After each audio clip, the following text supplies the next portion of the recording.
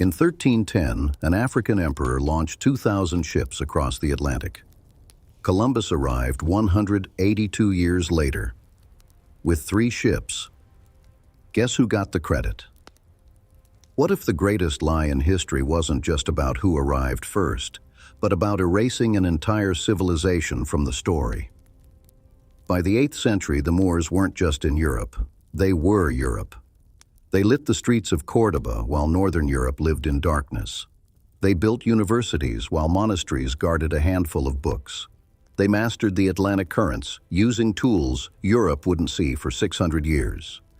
They measured latitude by stars. They used the Kamal to hold course over open water. They perfected the astrolabe, a brass computer that turned sky into coordinates. The same currents that terrified Europeans, the Moors mapped them, and in 1310 they used them. By the 8th century, the Moors weren't just a presence in Europe. They were the power shaping the Western world. They took Spain, Portugal, and North Africa and transformed them. Cordoba's streets were lit at night. Public baths ran daily. Libraries held hundreds of thousands of volumes, while northern monasteries guarded a handful. Mathematics wasn't theory. It was a tool. Algebra for distance and aqueducts. Astronomy for precision alignment. Navigation for survival. They measured latitude by the stars, used the Kamal to hold a course over open water, and perfected the astrolabe, a brass computer that turned sky into coordinates. They refined the lateen sail to pull wind from the side, turning the Atlantic from a terrifying edge into a navigable highway. Where Europe drew sea monsters, Moors drew currents, the same currents that can carry a vessel from Africa to the Caribbean. Historians admit the Moors crossed the Mediterranean with ease, the part textbooks choke on. Records suggest they crossed the Atlantic too, long before 1492. El Mas'ud, in the 900s, wrote of voyages across the Sea of Darkness, sailors who went west and returned with accounts of land beyond the horizon. Then, in the 1300s, the unthinkable Mansa Abubakar II of Mali, ruler of the wealthiest empire on earth, launched the largest westbound fleet in medieval history. Native oral histories in Mexico and the Caribbean remember dark-skinned men arriving in great boats with metals and knowledge. That's not random. That's convergence. Archaeology adds weight. Colossal Mesoamerican heads with African features, Old World crops showing up in pre-Columbian soils. Plants don't cross oceans alone. Someone brought them. And Columbus himself recorded Taino reports of black traders from the south and east, carrying spears tipped with guanin.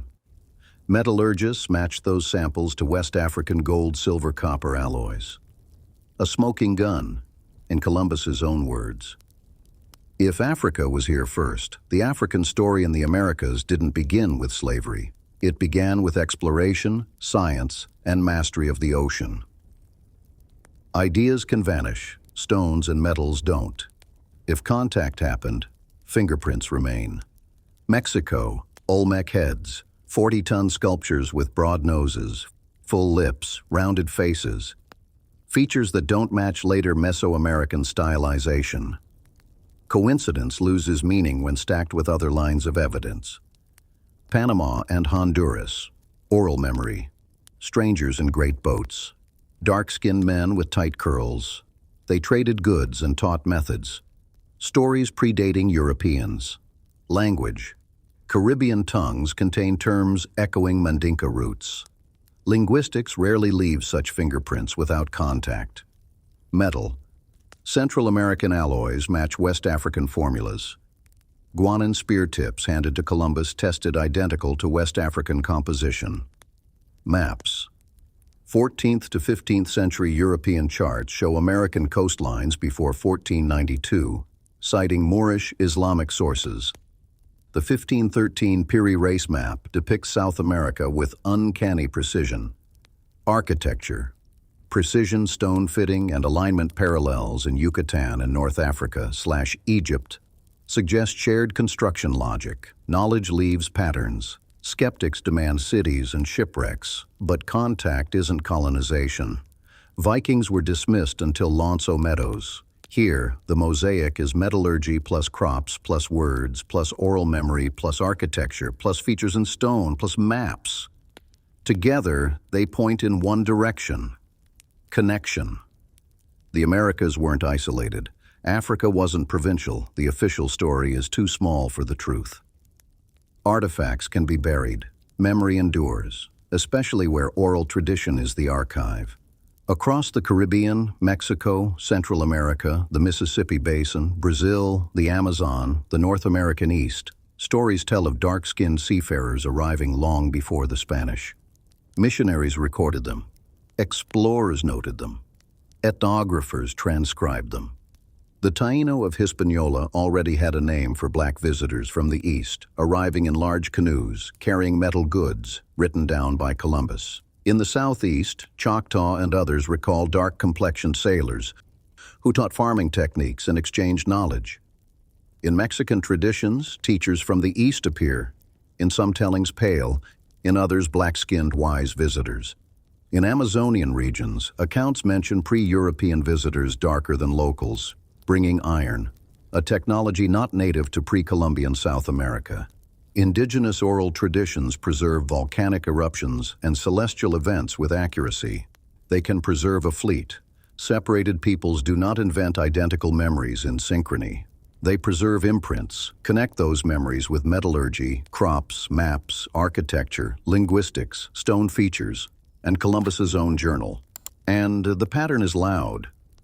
Africa didn't enter the Americas as cargo. Africa entered as navigators. Flip the lens to Africa and Al-Andalus. El-Umari records Mansa Abubakar II's program, an initial 200-ship westbound fleet. Only one returns, reporting a powerful current drawing the rest west, the Canary Current. Abubakar reads it as confirmation, not failure. He abdicates, builds a second fleet, some sources say 2,000 ships, and leads it personally. Recorded from Mansa Musa's own testimony. One successful landfall would be enough to seed exchange, knowledge, metals, words, bloodlines, exactly what the Americas display. From Moorish Spain, Arabic accounts tell of seafarers venturing beyond the Sea of Darkness, including 8 brothers, the Magroon, departing Lisbon, riding currents to unknown islands and shores populated by unfamiliar, dark-skinned peoples, not African, not Iberian. Maps: Al-Idris, 12th century, charts islands west of Africa. The Piri Reis map, 1513, plots South America with accuracy Europe shouldn't have had yet, and Piri Reis says he used older Islamic charts. Knowledge was not new. It was inherited. Europe didn't spontaneously discover the Atlantic. It opened archives it had taken, then claimed the credit. Columbus sailed the ocean blue is half a story. January 1492, Granada falls. The last Moorish stronghold collapses. Libraries seized or burned. Arabic outlawed. Scholars expelled or forced underground. Months later, Columbus sails. The timing isn't poetic, it's strategic. The same monarchy that erased Moors at home used Moorish knowledge abroad. Columbus's navigational intelligence, star tables, current maps, came from the people Spain had just conquered. 1,492 marks, not a birth of brilliance, but a transfer of intellectual property from African Moorish custodians to European imperial expansion. Erase the explorers, and you can never see the enslaved as descendants of navigators. Rename inheritance as discovery, and Europe becomes first. But stones, metals, maps, currents, and memory still speak. History remembers, whether textbooks do or not. What if the greatest lie in history wasn't the erasing of a single voyage, but the erasing of an entire memory? This isn't just about who touched the Americas first. It's about identity, narrative, and who gets to stand at the beginning of the human story. For centuries, Africa has been introduced as a victim, chained, conquered, colonized. That wasn't the beginning. That was the interruption. Before slavery, Africa was building ships. Before colonization, Africa was charting stars. Before the West rose, Africa was teaching. The world didn't discover Africa. the world tried to erase Africa.